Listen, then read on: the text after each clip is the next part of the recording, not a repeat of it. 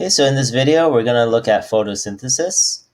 As you might have learned before, photosynthesis requires water, requires sunlight, and requires carbon dioxide. That's why plants are outside. When they're outside, they can get the sunlight. When they're outside, they can get the rain, and they can get the carbon dioxide.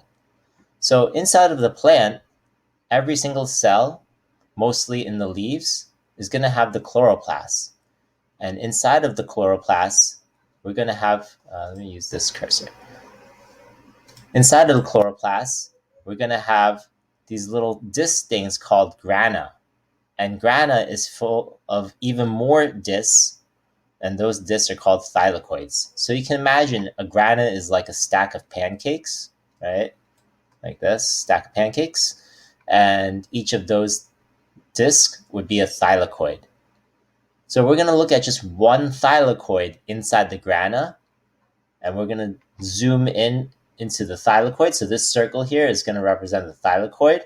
You can see I drew part of the cell membrane of the thylakoid here, right? But just imagine this cell membrane is all around this entire circle. I'm just too lazy to draw the entire thing. So we're just going to look at one thylakoid. So inside each thylakoid, that's where photosynthesis happens. And so there's two parts of this. There's something called the light reaction, which we're going to look at right here. And there's something called dark reaction, which we're going to talk about later on. In the light reaction, it's called light reaction because it needs sunlight's energy to happen. So here we see sunlight's energy. And so there's three main things that need to happen here.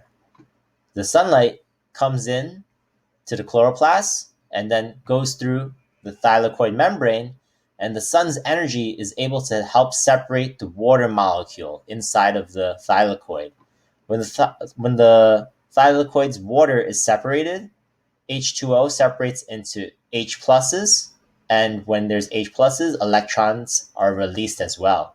These electrons go through the electron transport chain. And so in the thylakoid membrane, there's two proteins there. There's photosystem 2 and photosystem 1.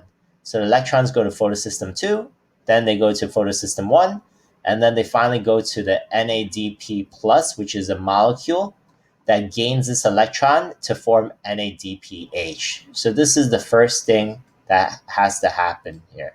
One of the first things that happen. The electron is transported from the water and stored into this NADPH. And so this NADPH is able to gain an H. Where does this H come from? We're going to find out in a bit.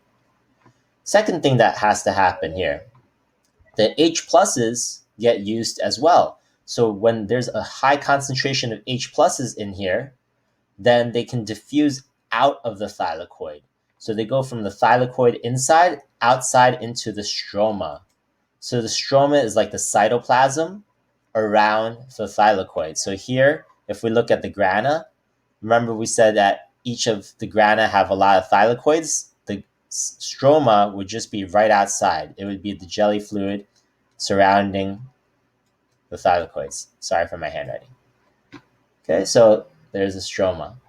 So H pluses diffuse out of the thylakoid, out, and go through the ATP synthase, and this produces energy. So this is the second thing that happens. So water is used in two ways so far. What's the third way? Well, the water contributed its electrons. The water contributed H pluses.